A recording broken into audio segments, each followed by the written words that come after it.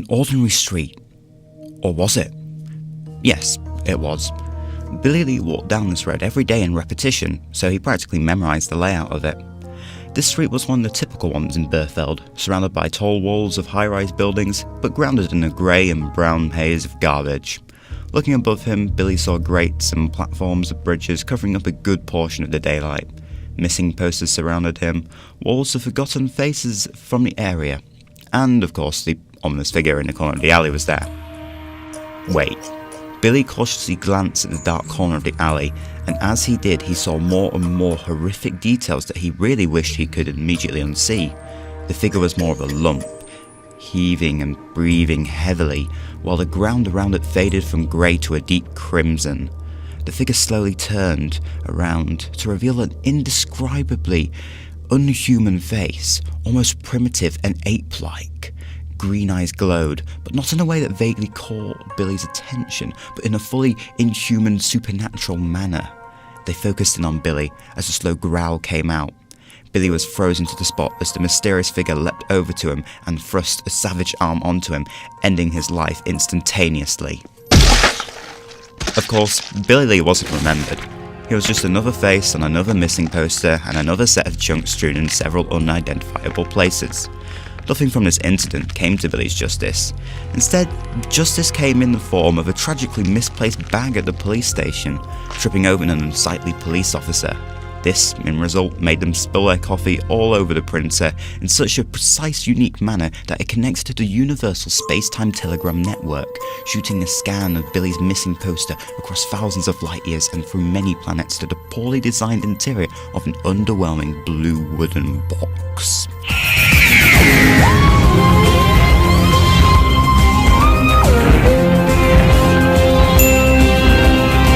Doctor Who, Cranker 3, Law and Slaughter.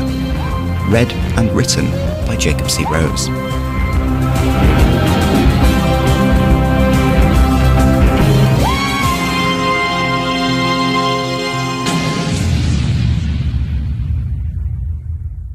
Chapter 1. This is not how I expected my day to be going, thought the Doctor, tied to a wooden pole and covered in mud. His holiday to Jamestown in the 1650s had taken a turn for the worse when the locals had mistaken him for a witch. It probably had something to do with him landing his TARDIS right in front of half the village and crushing the crops with it to boot. "Burn the witch!" somebody yelled. The Doctor sighed. At least get on with it, he thought. He stared over at a strange patch in a nearby bush, which extended itself out into the form of a green-haired head. This could easily be identified by the Doctor as his friend and companion Blumberg. She did not seem amused at anything that was going on, but she also had a gold and silver rod in her hand, the Doctor's sonic screwdriver. Slyly, she pointed it at a faraway haystack and activated it, shining a green light and starting a noticeably large yet vaguely controllable fire. All of the citizens pointed in shock at this display, and their heads were turned as a knife started cutting at the rope binding the Doctor. His saviour, Squiff the pirate, took the Doctor by the hand and dragged him over to the bushes where Blumberg was sitting. The Doctor took a moment to recognise and process the fact that Squiff was wearing a large floppy sun hat. "Took you long enough," complained the Doctor. He had been pointed in the sun for way too long to tolerate anything at all. Squiff, a young pirate, almost as young as the Doctor, or at least how he looked, rolled his eyes at the Doctor's grouchiness. "Can we just leave already?" added Blumberg in another grumpy tone. She wasn't bothered with the weather since she was wearing giant round shades and a flowing sundress. She was bothered by the primitive nature of this world, being used to space colonies and the usual existence of electric technology. Squiff sighed at the other two's lack of patience, but walked them back through the bush to the farm where the TARDIS was waiting for them. The group quickly shoved their way through the doors and into the brightly lit yet oddly angled console room. The Doctor raced up to the console and immediately started pulling levers to begin a take-off sequence, but paused when he looked at the scanner. He received a space-time telegram. He placed it onto the screen, showing a picture of a young man's missing poster with a name, Billy Lee. "Who be that?" asked Squiff, taking off his hat and putting it on a coat hanger. "Dunno," the Doctor began, matter-of-factly. "I just got a message of this dude's face. Guess we could check it out? What do you think, guys?" he began, even though he was quite obviously going to check it out anyway. "Well, I do think we have more pressing issues," yelled Blumberg, who was looking out at the still open doors and indicating towards the citizens of Jamestown, who were running straight towards the TARDIS. The Doctor pulled a lever, automatically closing the doors and setting his ship into motion, tumbling forward in time and towards their next mystery.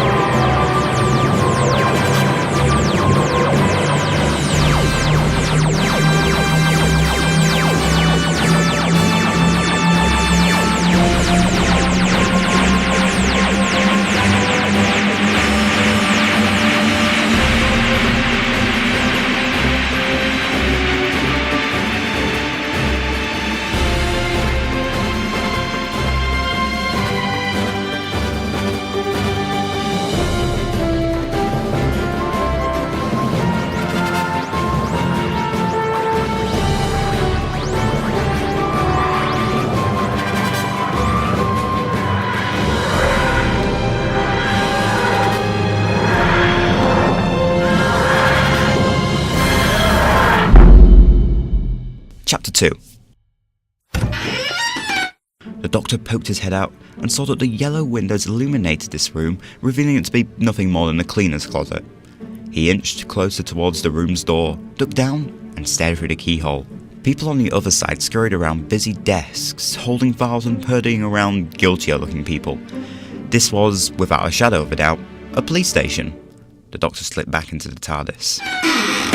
Ignoring the mess he had made on the floor, the Doctor used one of the many horrifically reflective surfaces on the TARDIS to inspect his mud-covered clothes.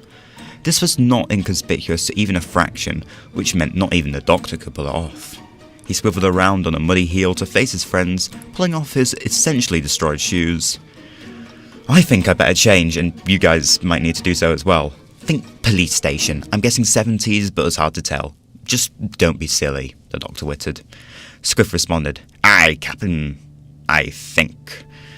This meant he got the gist of what the Doctor was saying and would probably get it right. With that, he ran off to the wardrobe room, with a "Wait for me" Blumberg followed, shortly by the Doctor, and a trail of dirt. 20 minutes later, the trio exited the cupboard as non-suspiciously as they could and looked around at their surroundings. The Doctor began. It turns out I was a bit mistaken on the whole era thing. Now that he could see the whole of the room instead of just a tiny fraction through a keyhole, he could see many futuristic panels, hover cars through the window, and a number of alien species walking about. The Doctor decided to wear the most outrageous outfit, with it consisting of a large collared shirt, a brown corduroy jacket, and a disgustingly tacky waistcoat. Definitely a mistake. Blumberg and Squiff had just chosen more casual clothes, jeans, t-shirts and jackets. A police officer, a proper one, came up to the Doctor and looked up and down at him. "Who the hell are you?" he asked incredulously. The Doctor simply tried to keep his cool and establish social dominance as he always did, playing a stance and stating everything as fact. "I am Dr. Penguin Madagascar, a detective from out of town." The Doctor flashed the policeman his psychic paper and indicated towards his friends. "These are my assistants, Squifford Nye and Blummerfy Borg. We're here about the Billy Lee case?" "I thought that was a cold case," responded the policeman, confused. "Nobody's worked that one for 3 months." "What do you mean, cold case?" asked Squiff, understanding only 1 in 3 words of this conversation. "Did it have anything to do with ice or the cold depths of the sea?" Blumberg interjected. "Sorry about him. What he means to say is we're happy to take over the case. Do you have any paperwork for this?" "Yeah, come this way," said the policeman. He led them through the busy office to the lift doors.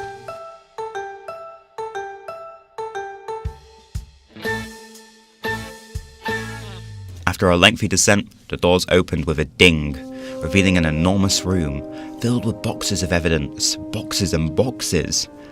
The Doctor eyeballed that room was about 3 stories tall. The policeman bellowed, making Blumberg jump inches back. "Hey Archie, get down here!" "Coming!" shrieked a shrill-toned voice as a black and white striped figure fluttered down from a tall shelf. The Doctor recognised Archie was a Menoptera, the first alien race to associate with humans. He was wearing an oversized dusty suit, which disguised his thin framing. "Hi," began the Doctor, eager to make friends. "We're new here, working on the Billy Lee case?" "Oh Yes, Archie fluttered up to the shelves. The Burfield Beast. The policeman leaned in and explained. He likes to give the cases pet names. Chapter 3. So, wait, all these guys went missing and the police force did nothing? What year is this? Blumberg asked in outrage. The trio journeyed outside the police station to find themselves in a futuristic space colony city called Burfeld. It looked like New York and Tokyo, crossed with someone's intense obsession for neon lighting and high-rise buildings everywhere. They'd stopped off inside a simple cafe for cakes, tea, and reading confidential police documents. The year is 4047, the doctor responded, snapping Blumberg out of her reflection. And it's a March on Earth, but on this planet, Denty, there's only 6 hours in a day and 57 days, 4 months, and— Calm your tongue, Doctor, stated Squiff, confused by the array of space-age words being thrown at him. She-month the 45th, the doctor concluded. You're still several hundred centuries from using universal universe time. You're blabbing again, Captain, stated Squiff, sifting through all the lost posters. I can't tell anything different about all these faces. What about the words? Squiff, being a pirate, was not very literate and therefore didn't have much skill when it came to going through paperwork. It's just the backgrounds of people, but there's not much correlation, explained Blumberg. She pulled out a plastic wallet from the box. Try working something out with this though. I'm useless without a microscope. Squiff opened the bag and spilled out the contents, soil spilled all over the table. My bagels! Why would you do this? Exclaimed the doctor, who had previously been sulking due to Blumberg silencing him. Shut up, Captain. Look at our debris, Squiff said, indicating to the dirt he'd poured over the table. 'Tis a landlubbing affair from the forest. Whatever killed these people comes from a woodlands area. His friend stared at him, wide-eyed in shock. Blumberg was the first to speak. That actually makes sense, congratulated Blumberg semi-condescendingly. It makes sense, but I don't know where the killer would get that kind of residue from, stuttered the doctor in an attempt to somehow be more correct. I like the theory, but there's no forest on this colony. They have special controlled gardens. What if it were from beyond the colony, on another world? Pressed Squiff. The doctor paused to think, umming and ahhing at the possibilities, until reaching into his jacket pocket and pulling out a calculator-like device which looked way too big for the actual pockets themselves. He punched in some numbers and the machine began to bleep. What is that thing? Asked Blumberg simply. And can you turn the volume down? Basically, it tracks down wormholes, areas the universe accidentally press together and closes them, and there's one way down in this colony. Blumberg nodded in understanding, while Squiff pulled a face. Blumberg turned to Squiff in sympathy and told him, It tracks a magic hole that the killer came through. Squiff's face lit up with realization. Why didn't you tell me that sooner? Let's go, he started, already leaving the table. The others followed suit, and the doctor, realizing he had no actual native currency, dropped a couple of triangular Simosian fachings on the table. If the seal was about, at least they would be happy. Chapter 4. After what seemed like ages, the doctor stopped running, bringing Squiff and Blumberg to a halt, panting. The doctor had an otherworldly metabolism running for miles on end, which in hindsight made sense. He was an alien. Are we? Blumberg began within breaths. Are we there yet? She and Squiff looked around at their surroundings, a trash-strewn alleyway in the lower layers of the city. The doctor simply waved his calculator device around in the air as it began to beep. So the wormhole is around here, he began, almost talking to himself rather than his friends. But it's natural. It's closed itself shut. I'll have to force it open. With that brief explanation out of the way, the doctor punched some more numbers on his device and a line began to form in the air in front of him. The air began to shimmer as if it were pushing the sides of reality apart, and a hole began to form, about the same size as the doctor. Bright, warm sunlight pierced through, and the trio looked in as they saw... A forest? Squiff squinted in confusion. Indeed, he was correct as their eyes adjusted to the light and they saw a broad field with a fair dotting of trees, and in the background, a castle? I guess this explains your forest theory, Blumberg stated to Squiff, defeated. She did not like the idea of a 15th century pirate being more clever than herself. Suddenly, breaking his train of thought, a head poked out of the wormhole. It was metal-clad and expressionless. The doctor knew exactly what this was. He'd faced them many times before. A knight, the doctor exclaimed. Tell me, good sir, where do you come from on this fine day, jolly good chap? Blumberg slapped her palm in her face, and the doctor realised he had definitely overdone the niceties. Fortunately, it seemed to work as the knight removed his helmet and beamed a winning smile. "Good day, brightly-coloured peasant," he began, condescendingly. "I am Sir Harold of Tara." The doctor's face paused for a moment, until coming to a sudden and fast revelation. He knew where that was. "I know where that is," he yelled. "Hello, Sir Harold. I am Doctor Who with peanut butter, and these are my associates. I'm going to ask you to stay here and—" "Good Lord!" the knight exclaimed whilst looking around. "What world of marvels is this?" "One that really likes neon lighting?" Blumberg questioned snarkily. Squiff leaned over to the doctor. "Captain, what the hell is going on?" "Well, you see, Squiff, this lovely nightman has come out of the, magic hole, and now I know what killed the people." "Right, so do we need to set a trap for it?" "Good idea," the doctor concluded. He turned away from Squiff and yelled at Blumberg. "Oi, Blumberg, we're gonna go get the monster savagely ripped apart several victims. Look after the knight and make sure I don't do anything stupid." Blumberg turned to yell in anger in response, but the two had already run off. She turned back to Sir Harold, but he had also disappeared. Typical. She ran off to find him. Chapter 5. Squiff was slowly rethinking this idea, now that he was an integral part of it. He was dangling from the edge of one of these futuristic buildings covered in meat. Squiff had, in a moment of inspiration, come up with the idea of enticing the beast with meat. The doctor had explained that the killer must have been an escaped Taran wood beast, whatever one of those was, and was basically just working on instinct. Catching a beast was just like advanced fishing in Squiff's mind, but he never pictured himself being the bait, covered in slabs of meat in a sort of meat suit. "How are you doing down there?" exclaimed the doctor, who was operating the crane dangling Squiff. Squiff considered mentioning how he honestly felt a bit silly and also very scared at the prospect of being eaten by this monster. "I'm all ready to go, Captain," Squiff lied. Suddenly, a growling noise came from one end of the alley Squiff was over. He gulped. The alleyway itself was very poorly lit, and Squiff saw nothing except from two green glimmers of light moving towards the spot he was under. They stopped, and then an intense growl came from below him as the Taran wood beast lurched out of the shadows, exposing its savage face. Squiff, on instinct, pulled the knife to combat the monster, but it was out of reach. The doctor had calculated the plan perfectly. The doctor realised he hadn't calculated the plan perfectly. He'd got all the heights and lengths correct, yes, but he hadn't accounted for Squiff's actual weight. He ran out of the crane and looked over the edge of the building. "Squiff!" he yelled down. "Start climbing the rope!" "What?" came the response. "I forgot to think about your weight and the crane's really hard to operate," he briefly explained. "You need to come up now." As if on unfortunate timing, the rope snapped, sending Squiff tumbling onto the Taran wood beast. Squiff, dazed, got up, looking at the confused beast in front of him. Confused, but angry. The doctor's voice came from above. "Run towards the portal!" And he was running, through blocks and alleyways, the route memorised as the key to his survival. Squiff was sure that he was losing chunks of meat on his bait suit, but he could see the monster chasing him.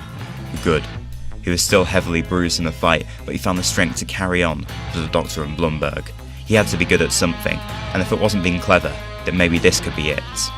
The doctor arrived at the portal at the same time as Squiff and the beast, but it was more concerned with Squiff's meat suit than anything. Squiff was poised in front of the wormhole, crouched down and ready like a bullfighter. The doctor began to move forward in a vague attempt at protection, but hesitated. Squiff appeared to have a plan, so for once in his life, he stood back and watched as someone else took the spotlight. Also, it meant that it was Squiff's direct fault if he died. Squiff poised in front of the showing portal, Ham still slipping off him. The beast reared its head and began to run. In an instant, Squiff jumped over the portal as the beast lurched at him, letting it run past and into the portal. Jumping to the realisation that Squiff had marvellously pulled it off, the doctor ran over to the portal, quickly ramming his sonic screwdriver onto the tracking device, making the portal wave and warp rapidly in front of him. As the portal began to close, the doctor glanced a peek at the Taran landscape and some vague details which didn't make sense. The portal closed and the doctor grabbed Squiff's arm. "We need to get back to the TARDIS." "Hey, what about congratulating me, Captain?" The doctor didn't respond, he just kept dragging Squiff off. Squiff thought of another important detail the doctor was forgetting. "What about Blumberg?" Chapter 6. Blumberg was anxious, again. The Doctor and Squiff had run off to be juvenile and left her with the tricky task. Again. Sir Harold, Knight Atara, had run off somewhere in this immense space colony, and somehow she had to find him. She stopped at a balcony and paused to think properly. Blumberg listened to the loud sounds of the city and tried to focus, her mind racing. She took a deep breath and closed her eyes, listening to the sounds of the city. Blumberg heard the trains, people moving about, and from a specific single direction, a lot of cluttered clanking. Knight armour. Racing down in that specific direction, Blumberg heard more clanking, and now, voices. "Get off me car! Begone, metal monster!" Blumberg turned the corner to find Sir Harold hitting a hapless citizen's car with his sword. Blumberg sighed at what she had to put up with, and called over to him. "Mr. Harold?" "That is Sir Harold to you, fair maiden." "Sir Harold, if you come back with me to the portal..." "I don't need your help, dame. Leave me be for now." Blumberg did not have time for male chauvinism or any knight-based antics. While Sir Harold was distracted with the car, Blumberg sneaked over to him and prized his helmet off. Quickly, she ran off with it, hearing an irritated "hey" from behind her. She didn't stop to think, but instead kept running back towards where the portal was, just like how Squiff would do it. Seeing the portal ahead of her, Blumberg continued her instinctive streak by running straight through the portal, which may have been a mistake on her part, but there was no but. Blumberg looked around at her new surroundings, greenery and dirt everywhere, bright sunlight piercing through the trees. The portal waved around once more as Sir Harold walked through, looking highly miffed. "I am highly miffed," he stated, waving his long blonde locks in arrogance. Blumberg chucked Sir Harold's helmet at him, making him stagger back. "Look," Blumberg began, "I don't want any trouble, so is there any chance you can just let me back through the portal?" Sir Harold laughed at this. "I do not let traitors pass," he said, unsheathing his sword. Blumberg backed away in fear, panic rising again. Before she had time to retaliate, the wind began to whip in her hair as a fantastically familiar noise trumpeted through the air. She turned around to see the blue frame of the TARDIS materialise, fluffing the grass around it as it phased into existence. Chapter 7. The TARDIS door opened, letting the Doctor and Squiff out onto the oncoming scene. Blumberg was being terrorised by a now helmetless Sir Harold, and the portal was still open. Cutting the tension, Blumberg made a simple observation. "Glad to see you ditched that horrible look." Blumberg pointed at the Doctor, who had changed from his corduroy jacket into a traditional grey one, with a light blue shirt on. The Doctor made a face. "I'm still keeping the jacket," he frowned. Squiff was still wearing his modern get-up. Blumberg paused to think for a second, and then asked, "How did you get there when I left you in the city?"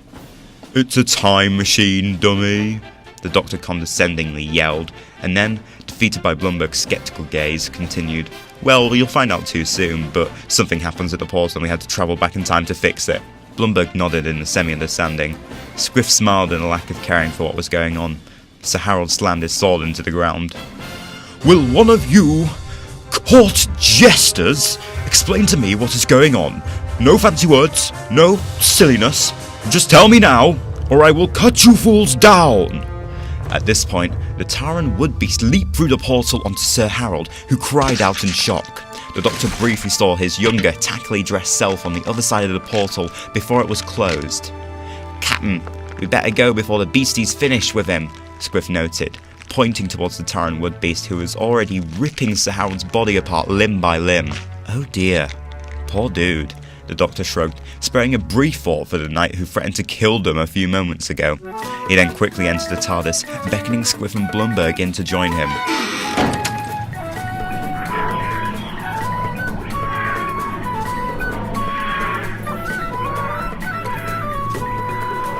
Flying off into the vortex, the Doctor poured a set of drinks for his crew as they all relaxed on the poorly placed sofa in the console room.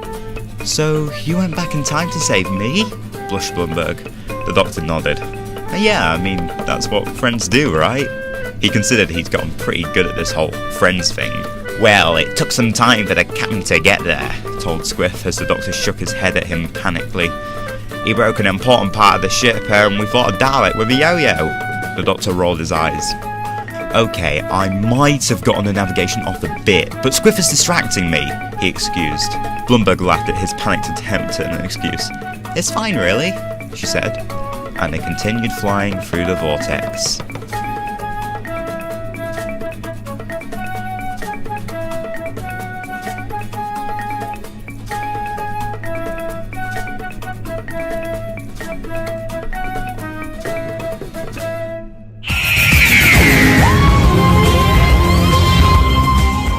Doctor Who Crime Breakfast Free was read by Jacob C. Rose and written by Jacob C. Rose, and pretty much everything in this whole production was done by Jacob C. Rose.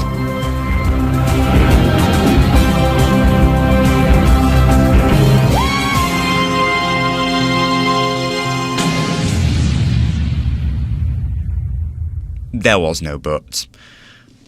Except from Blumberg's, am I right? Way! Just kidding, Sir Harold also has a but.